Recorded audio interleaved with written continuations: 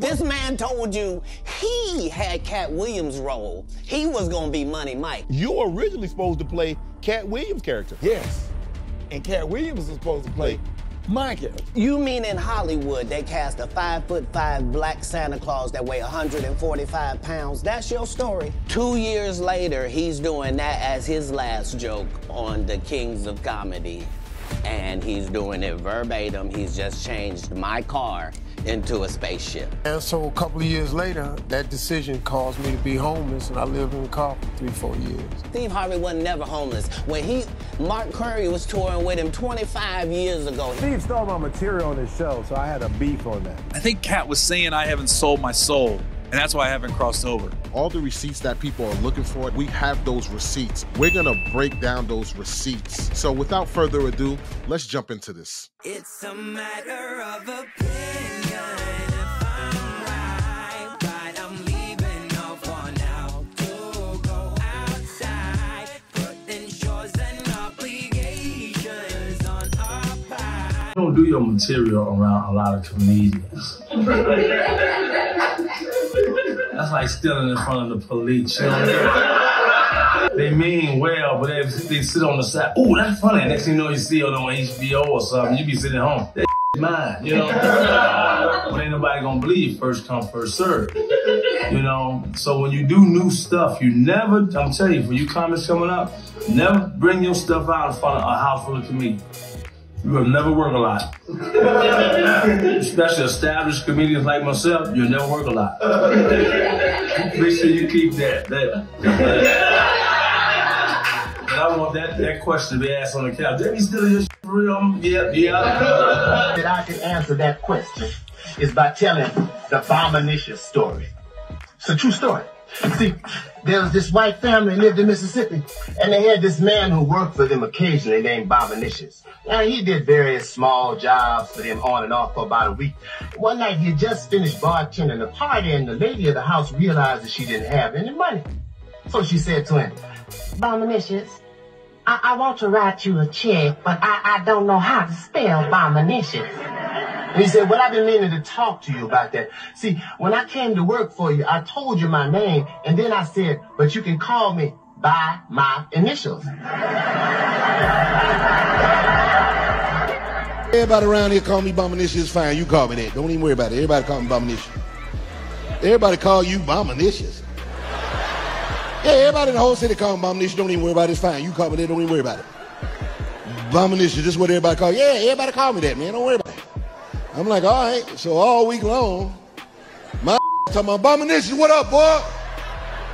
Hey, Bombinicious, you gonna run around, come over and watch the game with us later on? Hey, Bombinicious, run to the store, grab some beer, come on back. My cousin said, what you calling him?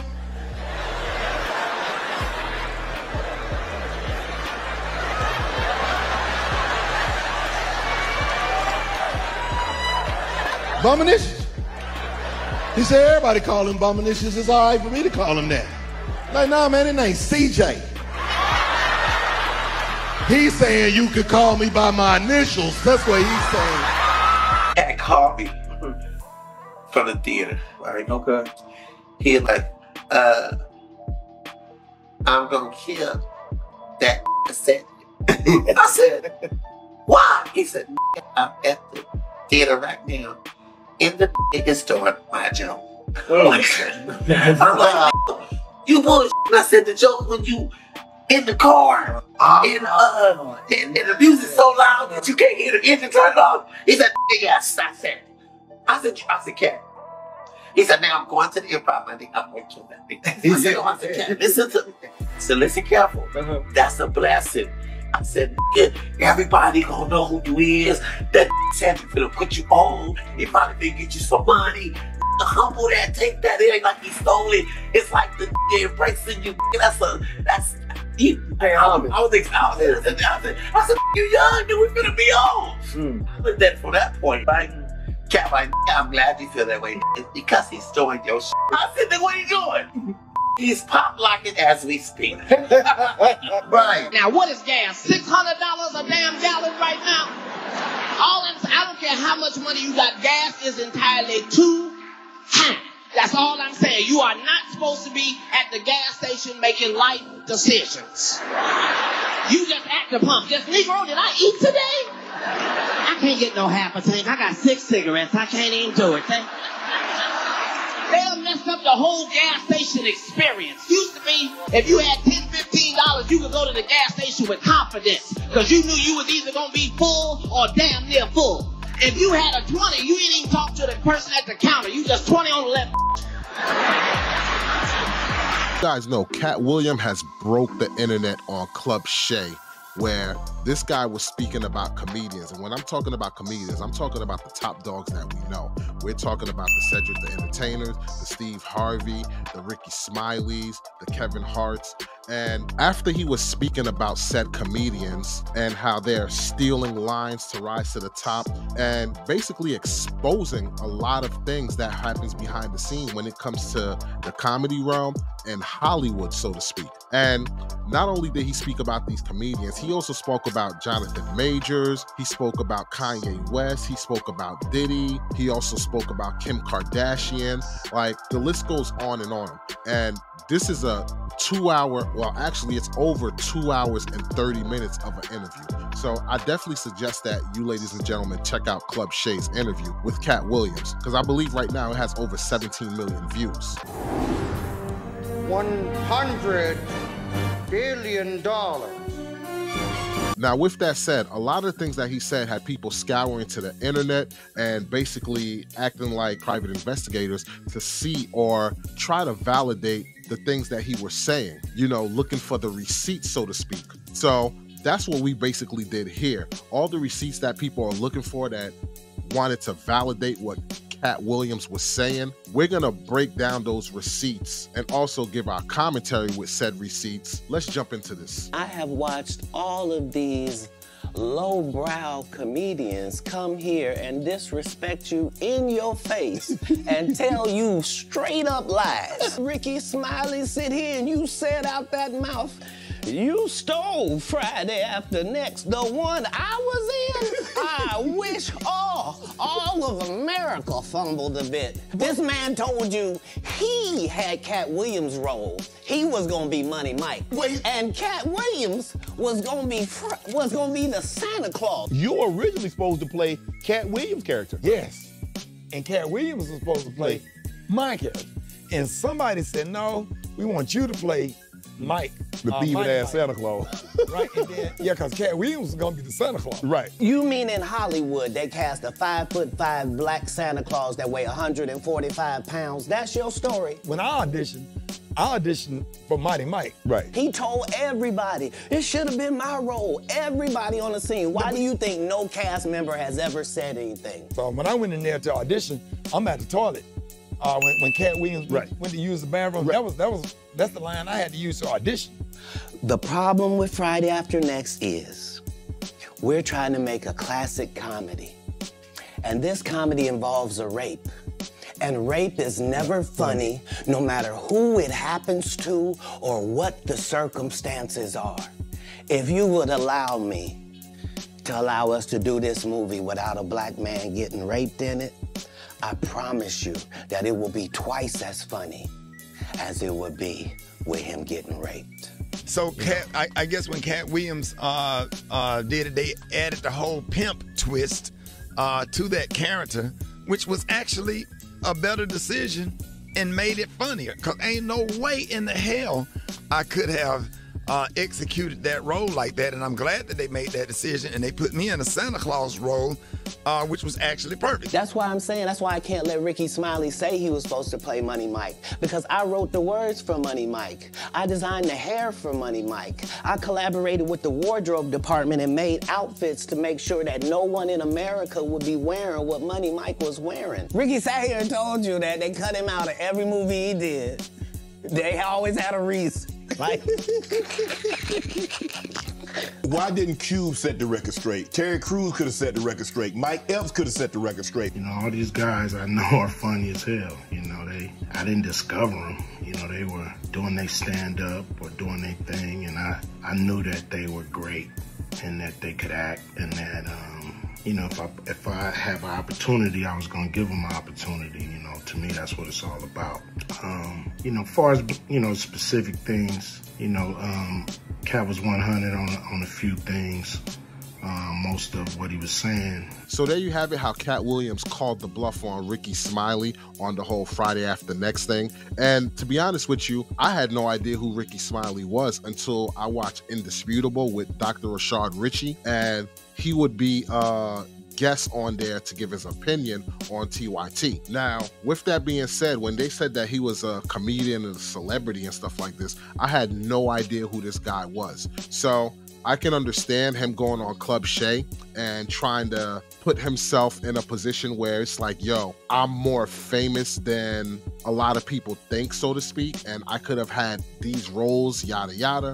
I get that. On a platform like Club Shay, you don't want to disappoint. So I get that dynamic. But just to straight up say lies, like, come on, you know the receipts are going to come up. You know people are going to talk and call you bluff. Now, that's not the only comedian that he attacked. He then shifted over to Cedric the Entertainer. That's Cedric the Entertainer who stole his comic routine. Katt Williams said he forgave him for it, but then this man continued on and said, yo, I never stole his comic routine. Check it out. Cedric did the same thing. Cedric told you when you asked him, did you steal Katt Williams' joke? Yeah. He said, it don't line up. Katt say you stole one of his jokes. Yeah, like, I mean, it was ridiculous. You know what I mean? It was like the idea of the joke that he was even talking about don't even match up with no timeline. Like, what doesn't line up? He thought that I was just a no-name comedian and that he could take this joke and nobody would know. Right. The issue was that I had already done this particular joke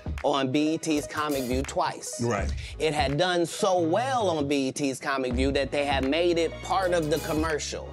So part of the commercial of make sure you tune in to BET was you seeing me doing this joke. So this is not just a random joke. This is my very best joke, and it's my last joke, and it's my closing joke. Okay. 1998, I'm doing this joke, it's on Comic View. Cedric comes to the Comedy Store. He watches me in the audience. He comes backstage. He tells me what a great job I did and how much he loves the joke. 2 years later, he's doing that as his last joke on the Kings of Comedy. And he's doing it verbatim. He's just changed my car into a spaceship. You had your car radio up so loud that you couldn't hear the damn thing when it cut off. It looked like this.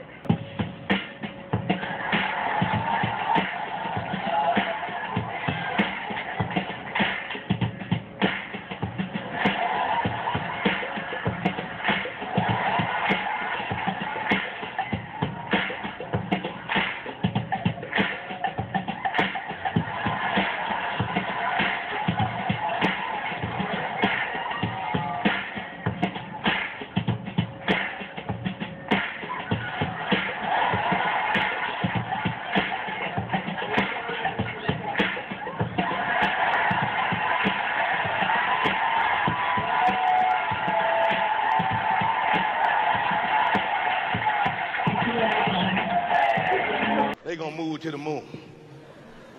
Ain't gonna happen. Y'all move to the moon, damn it, we coming to the moon. Oh, we'll be right behind y'all in space shuttles with Cadillac grills. Nigga just rolling, one headlight out. Tags be all wrong. All bass.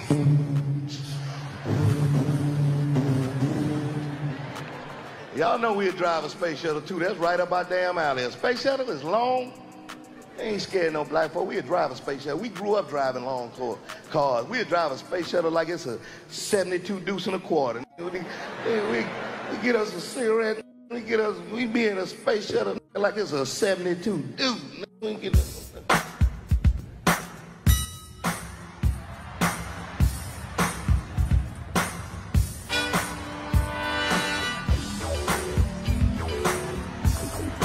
So for me, it was one of those things like... Did you have a conversation? Did you guys sell it? Did you have a conversation with Katt? Well, I responded to him the way he responded to me, but that's what I said as well. Him and Steve had already apologized for me, so I gave him a pass for a decade. I've seen Katt, you know, even before then, I've seen this guy 30 times. Why would you sit here and be like, I saw Katt 30 times, and Katt didn't do? It's like, dog, if you literally was that upset about it, like, dog, just why step to me and say, hey, yeah, hey, why didn't you say nothing? Like, that don't even make sense. As I stand before you, Shannon, I would have bust Cedric's stomach. This is some internet shit, and that's all I can say. Now, I don't know about you, ladies and gentlemen, but what Katt Williams said, to me, is the gospel. And Cedric the Entertainer is the one that, to me, seems like he was the one that was lying. And the reason why I came to this conclusion as well is because he took to Twitter and he had this to say. He said, revisionist history, regardless of whatever Katt's opinion, my career can't be reduced to one joke Katt Williams claims as his. I've been over 40 movies. My specials and brand speaks value for I am. The people I have put on, including Cat in the Hat at the Gibson Amphitheater. And all the tough talk is corny as F. I'm a grown man and none of that crap is gonna go like you think. You do you, and I got this over here. Nowhere does that deny what Katt Williams says or anything. Because if somebody's saying I'm plagiarizing their stuff, I'm coming out like, yo, I didn't plagiarize anything. I created this and the whole 9 yards. I'm not gonna sit there and take this, whatever stance you wanna call this. This comes off as, yo, I was caught out there, but guess what? I rose to the top. It is what it is. See, when you plagiarize somebody's stuff and you don't give them credit for it, that is a problem because you're taking food out of my mouth. It's funny because even South Park on one of their episodes addressed a joke that was stolen and how somebody was stealing credit for it. Say, Eric, do you like fish sticks? Yeah? You like putting fish sticks in your mouth? Yeah? Well, what are you, Eric? A gay fish? Fish sticks! Oh, dude, that's funny as shit! Recently, we've all come to know the fish sticks joke is probably the funniest, most awesome joke ever. But who originally came up with it? Well, here's your answer. Joining us tonight, the brains behind the incredible fish sticks joke, the one and only Carlos Mencia. Yeah! Vive la Mexico! Motherfucker! That's not gonna sit with you well as a creator. If you're gonna use somebody's joke or use somebody's content, at least give them a shout out or something to let them know, yo, I acknowledge what you did. I am gonna remix a little bit, but you're still giving that person or you're showing that person the respect for their content, for their joke, or whatever it is that you're partaking in from another creator. Then he went on to speak about Steve Harvey. Let's check out what he had to say about Steve Harvey. The same Steve that went to go watch Mark Curry do his whole sitcom and then stole everything Mark Curry had. Okay, so tell me about never said thank you. So what's up with you and Steve, man? Ain't nothing with me. Well, Steve stole my material on his show, so I had a beef on that. On what show? When he was on his the talk show he had. And he did all my Halloween material one Halloween. I'm watching, somebody called me and said, man, homeboy doing your material. So he did my whole Halloween run. And I know he didn't think of it. You know, this is true stuff that really happened to me. And so my thing is, you don't have to do that, homeboy. Right. So, you know, you made enough money, ass. You know, wow. You made enough money, you did enough. You know, why are you on my material? Right. You know, what's that about? You know, and then, you know, people want to jump up, oh, he didn't know, he didn't steal your. So, yes, he did. Yeah. I mean, you know, so, you know, and so that there's no need to no one else has did that. Now, Steve got a sitcom where he the principal, and he wear a suit, and then he gets this high top fade, making all black men think he got the best lineup in the business, and it's a man unit. I think that is the most lewd thing a comic can do. Yeah, to me, right. I step to you. Right? I'm gonna step to you. You ever step to him? Yeah, step to him. What'd you say to him? Yeah, tell us about that. Ask him. I don't understand that. You taking food out of my money, you know, you taking whatever, you know what I mean? I get what you're saying. Yeah, I don't know. That's plagiarism. Then you asked him, why you not a movie star? I didn't want to be a movie star. This the same Negro that hated on Bernie with this same thing. I didn't want to be a movie star. No, you couldn't be a movie star. I jumped into comedy at 27. I quit my job. I won amateur night October 8th, 1985. I went to work October 9th and quit my job with $50. Wow. And so a couple of years later, that decision caused me to be homeless, and I lived in the car for 3-4 years. Steve Harvey wasn't never homeless. When Mark Curry was touring with him 25 years ago, he was making $3,000 a show in cash and doing 5 shows a week. They just tell the stories. Thanks to my wife, I'm where I am. You said that about the first wife. You forget that? You told us it was her, then you went and married somebody else that think like a man. Again, he's seeing what a lot of these comedians or celebrities are doing, coming on these platforms, telling lies or telling a story that make them look good or to propel them, put them on a pedestal to make it seem like their story was that compelling. And he's basically calling their bluff. That's not what happened. And as you see, these comedians, from the Mark Currys to Katt Williams, they're getting pissed off that people are stealing their content and not giving them the credit for it. I'm pretty sure if they'd have been like, yo, I gave their credit, whatever, it wouldn't be as frowned upon. But the fact that behind the scenes, you spoke to dude, and then you got a pass from dude, and then you're going on continuing saying, nah, that's false, that's a lie. Like, come on. I gotta lose respect for somebody that operates that way. Like, I completely lose respect for him. And he also went on to say that Steve Harvey, Cedric the Entertainer, Ricky Smiley, Kevin Hart, they're all a group. They're all an entity. And then he went on to speak about Kevin Hart. And here's what he had to say about Kevin Hart. They're all a group. Cedric, Steve, Ricky, they've been a group. Everybody knows that. They've been aligned.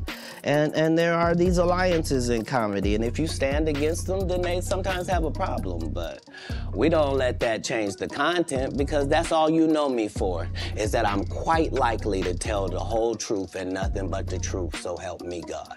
Guy Torrey did a beautiful special about the Comedy Store and Fat Tuesday, where he said that Steve and Cedric and Kevin Hart and Tiffany Haddish came through there and made... All lies. Steve and Cedric never performed at the Comedy Store at all. Tiffany was only seen at the Laugh Factory. They think they can rewrite history. In 15 years in Hollywood, no one in Hollywood has a memory of going to a sold-out Kevin Hart show, there being a line for him ever getting a standing ovation at any comedy club.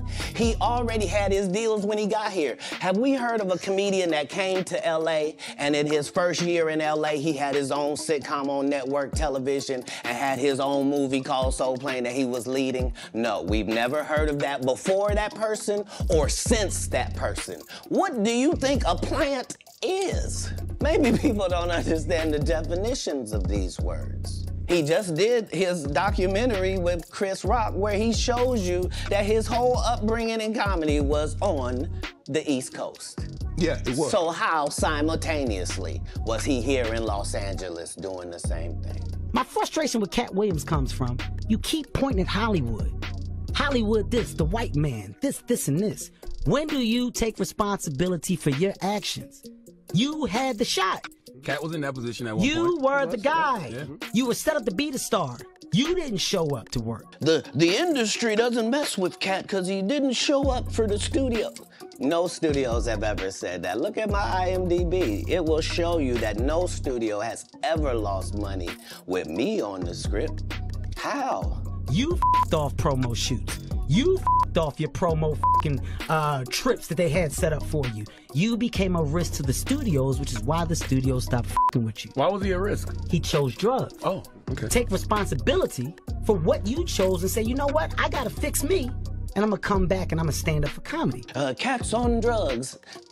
Where are the stories? Why is there no story of anybody who ever sold a drug to me, did a drug with me, was around me when I was inebriated? I got 5 daughters, I got 5 sons. Why would we tell these ridiculous stories? Because it's competition. Me being homeless for that small period of time allowed me to see all of the people that were in that situation and to see that these were lawyers and doctors and teachers, and that that these people were white and black and Asian and Indian, and the only thing that all of these homeless people had in common was they made a bad decision and aligned themselves with drugs. And I interviewed them all. What drug? And guess what, Shannon? Nobody had a great story.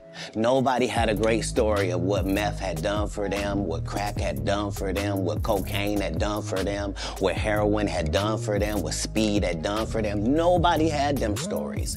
Everybody's story was, I had my life together. And then I decided to do this dumb thing. And I lost my wife, I lost my house, I lost my cars, I lost my reputation, and I'm now out here sucking penis in the woods. Talk about scared straight. You ain't got to worry about me. If it ain't weed or nicotine, you won't see me touching it. I don't want no parts. I done seen what these things can do to people. So when you say Tiffany Haddish doesn't deserve or isn't really a comedian and these other women have worked hard, which they have. Shouts out to Melanie Camacho. Shouts out to Lunel. Shouts out to Leslie Jones, who are all underneath the umbrella of Katt Williams. Katt Williams, have you ever used your platform to fucking bring the people that were under you up? I've taken 46 comedians with me on the road. 46. Okay. I'm not the comedian you can give that to. I only put on comedians that are funnier than me.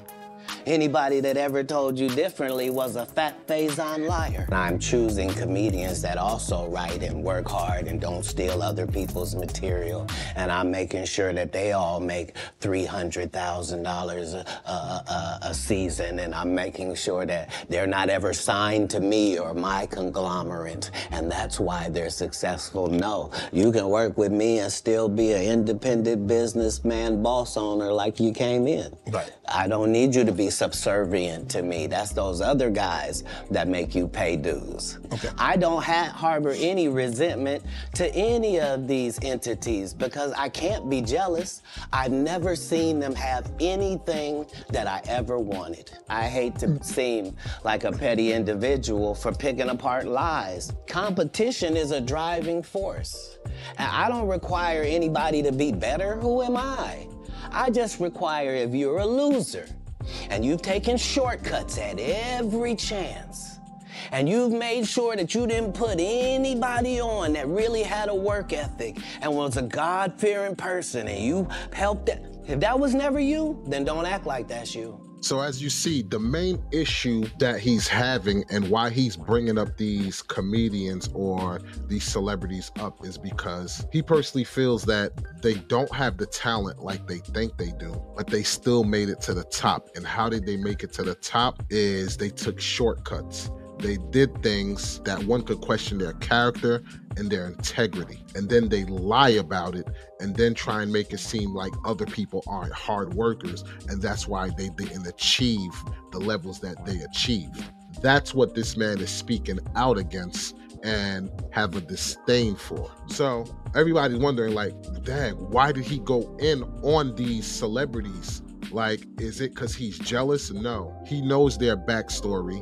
Because all of their backstories, Katt Williams plays a role in it in one way or another. And when he's listening to these people basically crap on those who are grinding, who are putting in the work, and they may not have reached the stardom that these gentlemen did, but yet they're talking down on these people as if they put in the hard work and is grinding the same as these other individuals who haven't made it to their level of success, but they're presenting it as they went through the trenches. I was homeless for X amount of time. And it's like, dude, you're telling my story and trying to make it seem as if it's your story. And I get that, because you got, even when it comes to like the street game, people will hear other people's upbringing or what they did in the streets. And when they go in areas that nobody don't know them, they'll take those stories and try and twist it into their own upbringing to make them sound cool, to make them have extra street credibility. But they would never go back to that old hood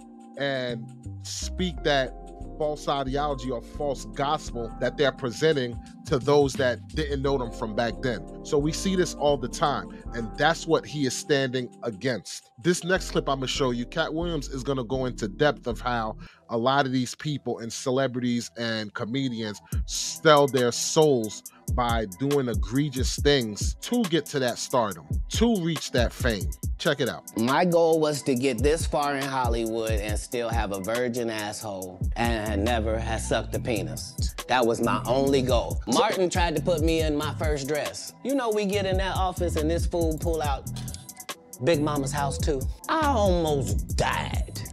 And I gotta read this script from all these good white people.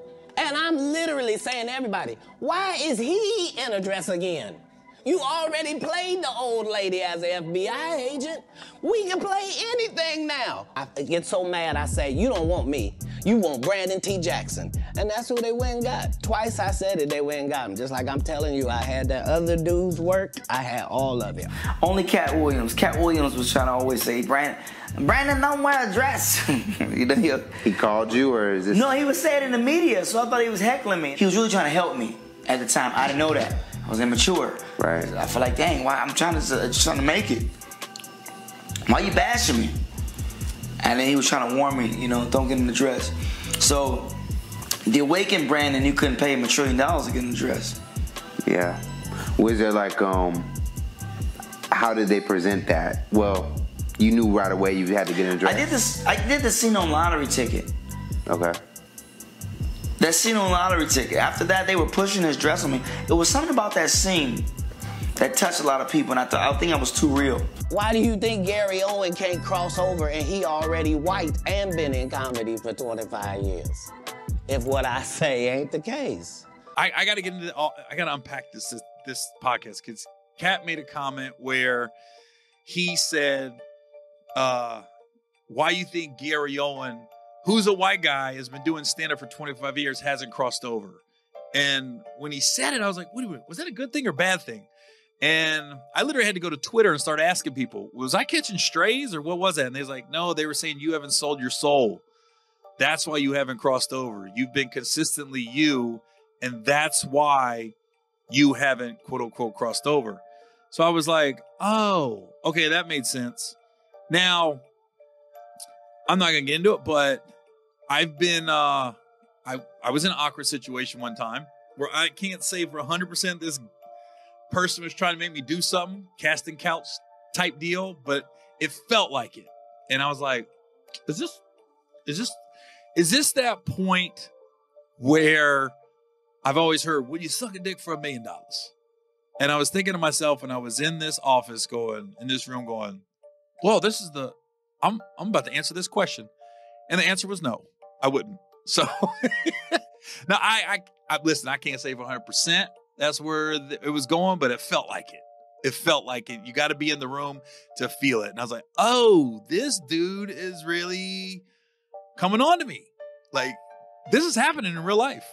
And the dude did it, and he'll always remain nameless. I think he was feeling me out. Like, is this dude, and this is years ago, I was young in the game, but I was just like, wait a minute, is this happening right now?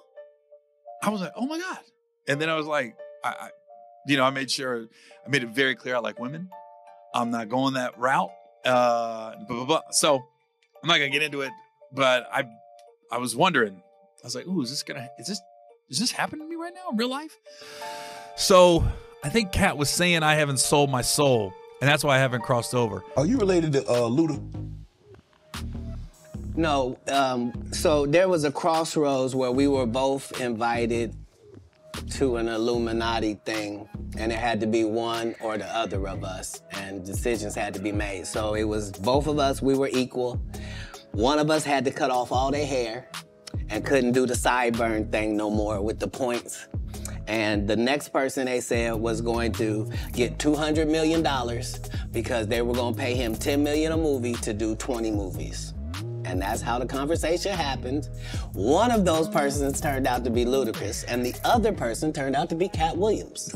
Now, one person ended up with a light-skinned, ugly-faced wife that's never done a... Remember I told you that if I say that, it applied to 7 people? Yes. It's part of what they give you. Okay, I didn't get it. I'm not mad about it. How much money they give? 200? Sir, Fast and Furious is on what number right 10. now? 200 million. I might need to get me one of the more women look the same. That's what they all end up saying at the end of the day. Kevin told you he wasn't gonna wear no dress until they offered him the dress, and then he put it on. And what did he say after he wore it? I made my own decision, duh.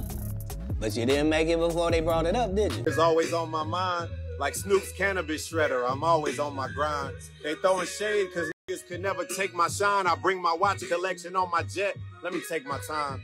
Like fine wine, I'm aging like Benjamin. Top 5, I'm worth mentioning. Bring me rappers, I'm lynching them. See the pendulum swing, Jesus with diamond thorns. Ludicrous, swaddled in Gucci linens when I was born. Never been Illuminati, only Illuminati. And I only left with bitches when coming from any party. Now I'm married with kids, the evolution of life. Never been a clout chaser, never say for likes. R.I.P. John Singleton. You never have to flex when you earn every one of your Fast and Furious checks. Afro with the sideburns. Yeah, that's my signature. Addictions on the rise. Comedians check your temperature. It's okay. It's all right. I'm sorry, but that comeback that Ludacris had was weak and pathetic, if you ask me. I love Ludacris. I love his music. The man is a lyricist, but I'm sorry. That was a weak comeback. Like, okay, you dropped some hot bars and you made references to the Illuminatis and stuff, but that still doesn't deny the fact or say anything that what Katt Williams said, is it true or not? It's kind of like if I go and ask you, yo, dude, did you smash that chick? And you're like, you already know. Or you already know the answer, and leave it at that. No, I do not know the answer. I want to know, is it true or not? And you just basically avoid answering the question. You leave it open-ended, so to speak. It does matter. It does matter. Those are the lies that are going on in society. So this lets me know the stuff that Katt Williams saying is pretty much gospel, because nobody came out and said, this is a lie. Katt Williams is lying through his teeth. Nobody said this. Even Kevin Hart went on his social media and was just like, I'm paraphrasing, but oh, you gotta let that anger go, and then went on to promote his next project coming out. Now I get it, that's a brilliant strategy to promote your content, because everybody is gonna turn to Kevin Hart, everybody's gonna turn to Cedric the Entertainer. All these people that are called out, people are gonna go to their social medias to see if they say anything. So yes, I get it. That is a brilliant time to promote your content. But at the end of the day, you still did not say anything to address what he was saying. And the crazy thing about him saying, you know, people selling them souls to the devil to reach that stardom, let's look at it realistically, because I used to rap back in the day. You're talking when I was from a teenager to, you know, my late 20s. At that time frame, my mindset was, I want to do whatever I can to get myself out there, to be a star, to get my music heard, you know, worldwide. Woman that I was dating, she knew people that were connected to the music industry, right? And pretty much they were like, yo, we can get your dude connected if, I'm paraphrasing here, if you let us smash. That's the way it was presented. And she was like, nah, I'm not doing that. Now, me being young, and she came back and told me this, I was pissed off that she actually said no. Why? Because I was thinking, you know, about what I can achieve. So it's not far-fetched for these people at the time where they're hungry or chasing that stardom, an opportunity present itself and they hop on it. But if you're talking right now, people try and like offer me something to disgrace my integrity or for me to question my integrity, oh, absolutely not. But at that time, when I was in a desperate situation and I was looking for that stardom, the hunger was there. Like, I would do whatever possible to reach that stardom. Oh man, I would hop on it with no questions asked. And I would just turn around and say, yo, I'm taking this to the grave. Nobody's gonna know about this. And the people that are the ones in the power, they're gonna be on that same tip where they're like, I'm taking this to the grave as well. So as far as I'd be concerned, like, yo, my secret is safe as I don't know what. So I understand that dynamic about what those people were going through at that time and their mental state. So I'm not even gonna knock them for whatever decision they made. It is what it is. But for you to lie about the way that you came up in the game and take bits and pieces of other people's struggles and then steal their content, nah, that's a problem. So I applaud Katt Williams for what he did, what he said, and at the same time, he put people on notice that, yo, if you got your truth that you want to say, go on Club Shay, because it's a safe spot or a safe space and you can speak your truth. And it's pretty much guaranteed that your truth is going to be heard by millions. Kudos to that interview, man. Like I said, if you haven't seen it, go check it out. Like I said, it's over 2 hours and 30 minutes long, and yo, I can see why it's over 17 million views. So check it out. If it's your first time here, consider hitting that subscribe button and clicking that notification bell so that you can be notified for more content like this. And with that being said, let me know what your thoughts is in the comment section, because we would love to hear your take. I'm your boy Walls P. This is Matter of Opinion, and I'll catch you guys on the next one. Peace. See, I got the receipts for everything I'm telling you. That's why I can say them so freely. It's a matter of opinion.